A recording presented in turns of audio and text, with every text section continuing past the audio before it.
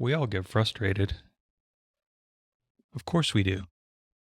It's frustrating to show up day after day, trying to make something happen, and having it not happen. It makes sense. We're human beings. And these things we want, we really want. We pursue, we chase. We make a lot of effort to try to run down the things we want to have in our life. And these qualities are good qualities. The qualities of persistence, resilience, stick-to-itiveness, determination, drive. Those are good things.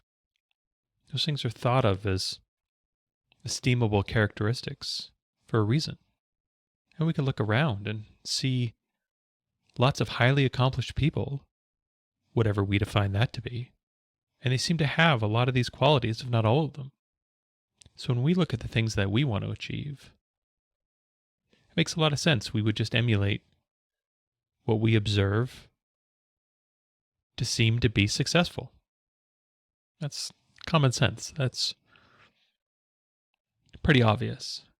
But the tricky part really comes, like a lot of things, in the nuance, in the actual practical application of how do we really get what we want. We've got this desire within us. Perhaps it's a burning one. What do we actually do to realize it? And what do we actually do to realize it in a way that feels good? Because after all, it doesn't really make a lot of sense to go after something we want just to be miserable in the process. I think that's kind of a funny belief that a lot of us can have, is that if I just suffer enough, I'll get what I want. No pain, no gain. Well, for me anyway, I don't really think it works that way. I find that if I go into something with a no pain, no gain sort of attitude, it'll be more like no pain, more pain. Or at the very least, no pain, more pain in the ass.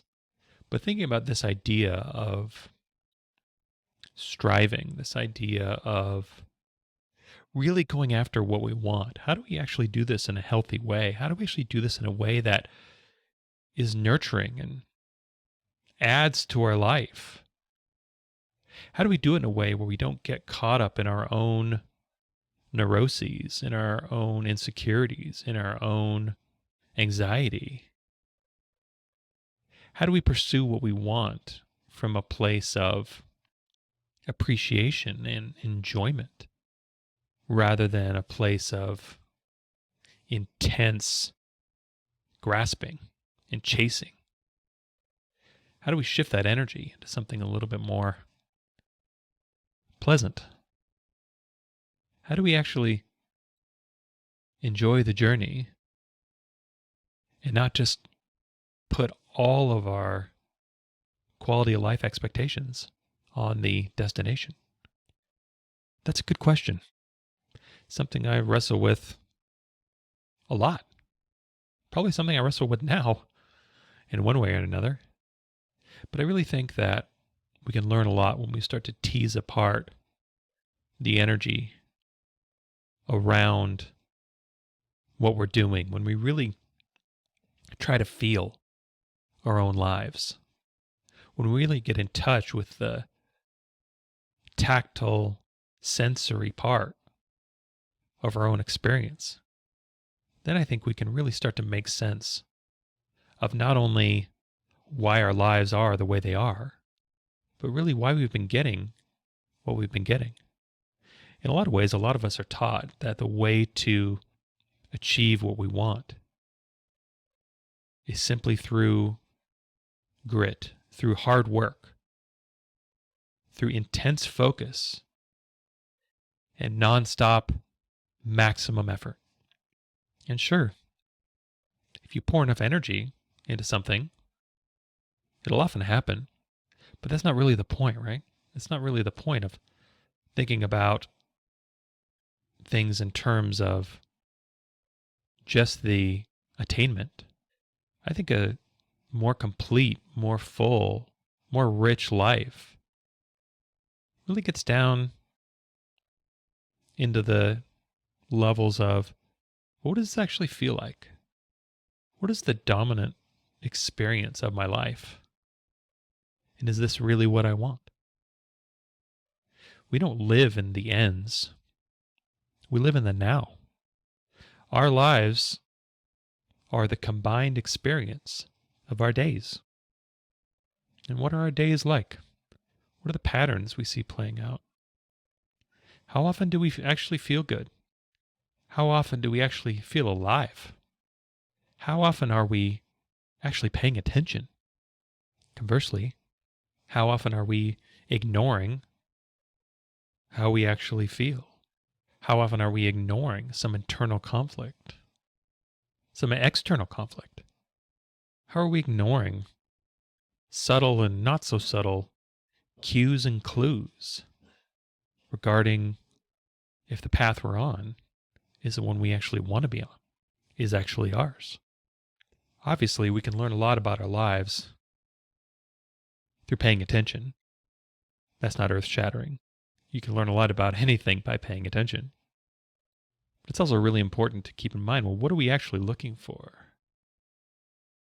What are we really striving after? What do we want, really? What is the fuel that's propelling us towards this imagined future that we're so diligently chasing? Like a lot of things, when we really know why we do something, we really learn a lot about ourselves. When we start to actually peel away the more superficial layers and look at the motivations behind what we actually do, it's quite instructive. It's quite illuminating because most of the time, it's all right there. Most of the time, we can really get to know people by simply observing what they do, observing them in certain situations and see how they react, how they respond. People will tell us everything we need to know about them if we just pay attention for a little while. Not to their words so much, but to their actions, to their attitudes, to their overall way of being. What do they like to be around? How do we feel? Are they energizing or are they draining? Are they calming or are they upsetting? Are they easy or are they complicated? Are they natural or are they forced? Well, the same is true about ourselves. We can really get to know ourselves through observing not only what we do, but more importantly, how we do it, why we do it, when we do it. Really looking at the full picture of our lives and really paying attention to what's actually going on in any given moment. What are we creating? Where are we going? What are we doing? So when we find ourselves with a strong desire and we find ourselves really wanting this thing to happen, how do we actually find the calm, serene, pleasant path, but actually still get what we want? It sounds like a cop-out, right? It's like, well, if you want to feel better, just stop trying, or at least stop trying so hard. But then for a lot of us, I know it for me, part of my mind can say, but wait a minute. If I just sit back, this isn't going to happen.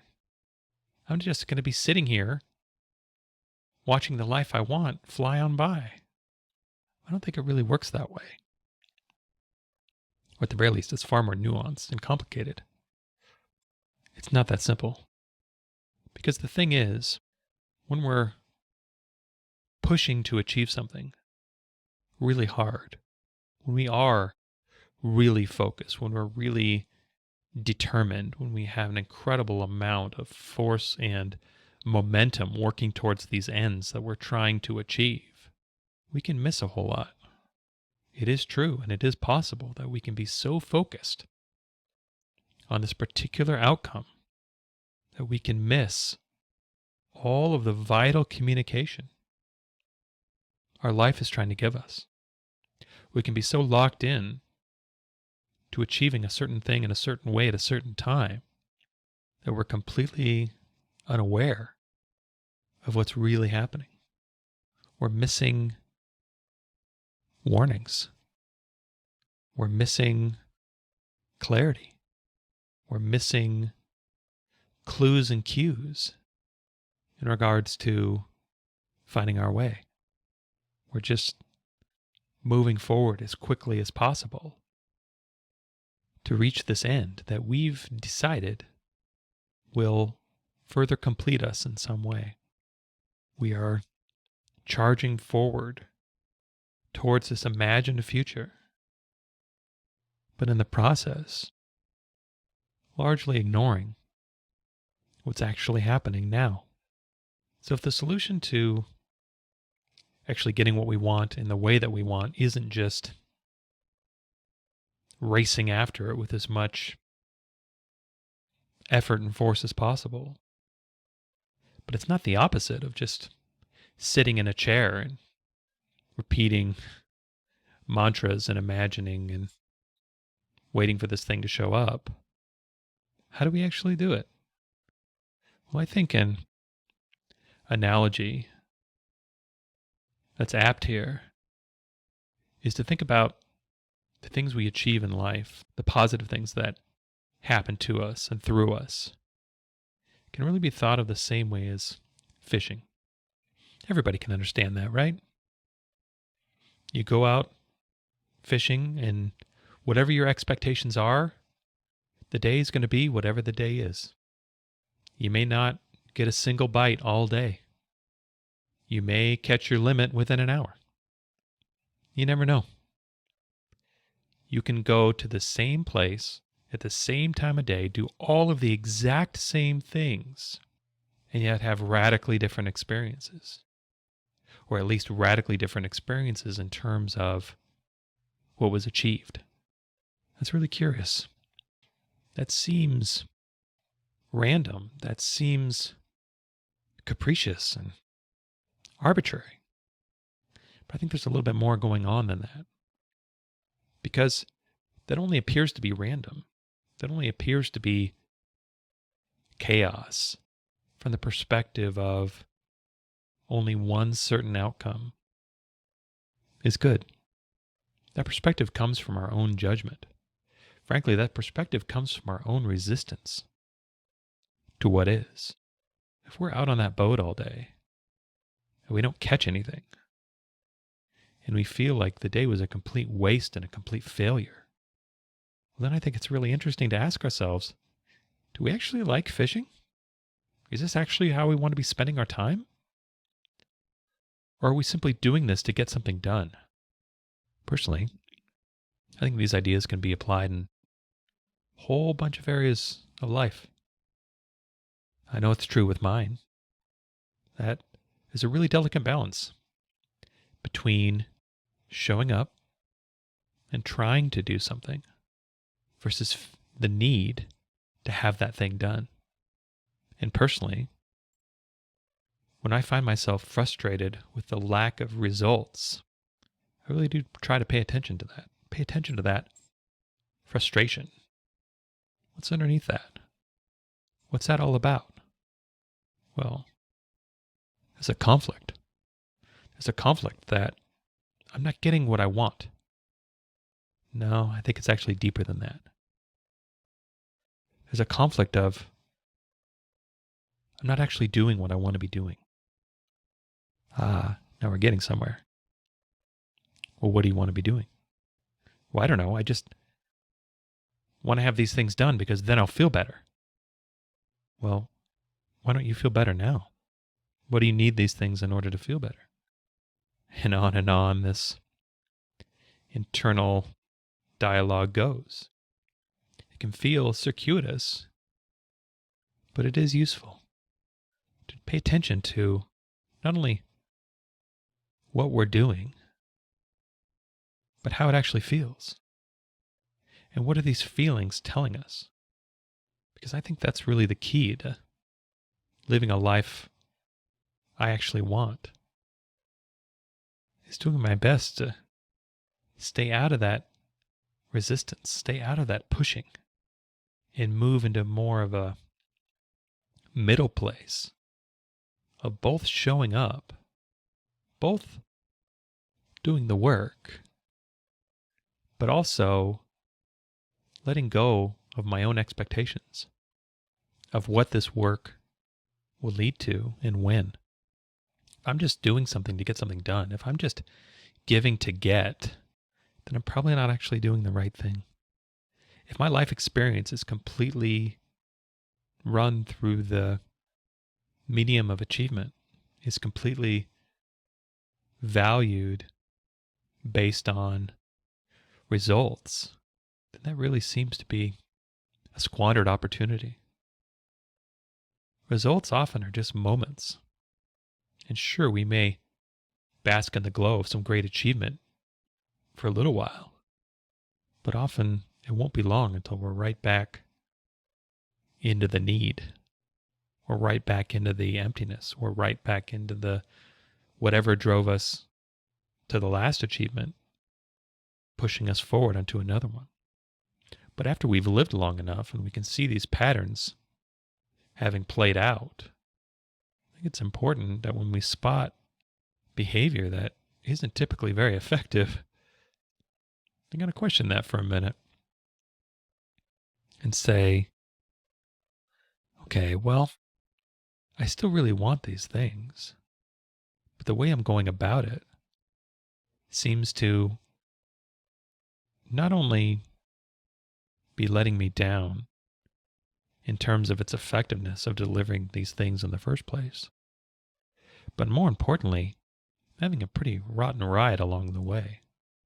You see, that's a confusing thing about ideas around surrender is, for me anyway, the first ideas that conjures up are giving up, stopping, quitting.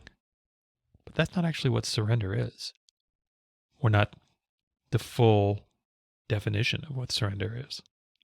Surrender is really more of an applied ease. It's not a cessation. It's a shifting of the energy around our own thoughts and actions. It's continuing to move forward, but it's moving forward in a way that's flowing rather than forcing. It's moving forward in a way that's actually a pleasant ride rather than this effortful battle. Because ultimately we get to choose. We get to choose how we do things. We get to choose if we force and we fight and we struggle and we suffer. And we get to choose if we flow, if we allow, if we try, if we align. That is, we get to choose not only what we do, but how we do it. And that latter quality directly affects the former. The how we do things is the color, is the texture, is the raw felt experience of our lives. Because we've all done it. We've all done things where we were just absolutely maniacally frantic about getting something done. And then we've done the exact same thing, but from a place of calm and ease. Well, it's the same outcome. It's the same achievement. But boy, was the experience completely different. That's what I mean. Looking at our life from the lens of, well, I want the things I want because I want to experience something. And if ultimately what I want is experience, then I can do myself a lot of favors by actually making my experience the priority. And I make my experience the priority by paying attention, by listening, by being both rigid and flexible, by having the discipline and determination to keep showing up, to keep trying, but to have the flexibility to listen when life is telling me to do something differently. I'm not locked in a head-to-head battle with life. It's not my enemy. It's not my adversary. I'm not trying to defeat it and tackle it to the ground. I'm not trying to dominate it. But at the same time, I'm not trying to have life dominate me either. I'm not trying to be this completely passive leaf in the wind that just goes wherever the wind goes. It kind of reminds me, have you ever watched a butterfly fly? It's really interesting because a butterfly does have a lot of leaf qualities, especially when it's windy out. They seem to just have this random course. It's just, they're going left, they're going right, they're going up, they're going down. Like, it really seems chaotic and random, yet butterflies can migrate thousands of miles. I think that's really interesting. If we look at it in the short term, it may seem like the butterfly is just going wherever the wind blows, but a longer, fuller view, the butterfly is going where the butterfly should go, is meant to go. In a lot of ways, I think that's how life can be. We can have a specific aim. We're here, and we want to be way over there. And so we try. We show up. We do the work. We do all the things that we think are going to put us in a position to actually achieve that someday. But then sometimes it doesn't work out. Sometimes we actually move backwards. Sometimes we get lost. Sometimes we get stuck. But all the information that we need to get to where we want to go is present. The thing we need to ask ourselves is, are we listening? Are we actually moving with what is happening? Or just entirely against it? Are we actually one with this life? Or have we split this life in two of our own agenda? And then this other opposite thing that's happening to us. Ultimately, I believe what we're looking for is balance. So many things in life, and it seems to come up over and over and over again, are not an either or. It's not passive and it's not active. It's not quitting, but it's not more force either. It's somewhere in the middle. It's a balance. It's not an either or, it's a yes and. It's yin and yang. It's effort and surrender. It's desire and acceptance. It's both. And so when I find myself showing up day after day, fishing rod in hand, I really try to remember that I'm doing what I'm doing because I want to be doing it. And that I really negatively affect the time I'm having by getting too caught up in the immediate and obvious outcomes and rewards of what I'm doing. Instead of just focusing on the achievement, focusing on the present moment experience, learning to temper my wanting to push and force with more of an openness, more of a receptiveness, more of a sensitivity to where the energy is actually flowing, to what's actually happening. And when I do feel I'm in that flow, I will accelerate. And when it's not, I'll let my foot off the gas and coast for a little while. I'll be like that little butterfly. Sometimes a tailwind, sometimes a headwind, sometimes a side wind. But I know where I'm going. I know what I want. I know the mission that I'm on ultimately. And I'm flexible to take in new information and adjust that mission with what's actually happening. I can move toward even if I seem like I'm moving away. I can get things done even if it seems like nothing's happening. I can persist even though it looks like I'm giving up. Because that's the whole thing. The thing I need to surrender is my control. The thing I need to surrender is my insistence that things have to be a certain way at a certain time in a certain place. The thing that I have to surrender is my own resistance. The thing I have to acknowledge is that I'm actually in my own way when I'm not moving with life. Life already has its own ways and means of doing things. This is all already happening. It doesn't need for me to step in and fix it. No. My role is far more an internal one. Yeah, I can't choose how many fish I catch, but I can choose if and when I actually go fishing. I can put myself in the place. The things I want to happen, but I also can do things because I enjoy doing them. But the reward that I'm after is in the doing, not in the achieving. I can find that middle place. I can find that active, engaged participant role rather than forcing my control onto everything. I can go through life in a sense of cooperation rather than a sense of control. And just that shift from control to cooperation changes everything.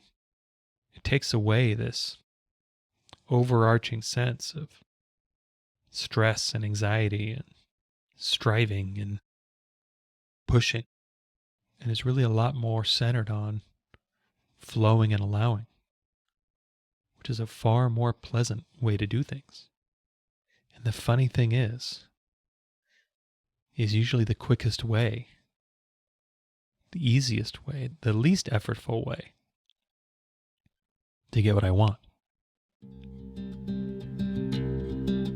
I hope you enjoyed this episode. All episodes are given freely. If you feel inspired to give, please visit theunionpath.com/donate.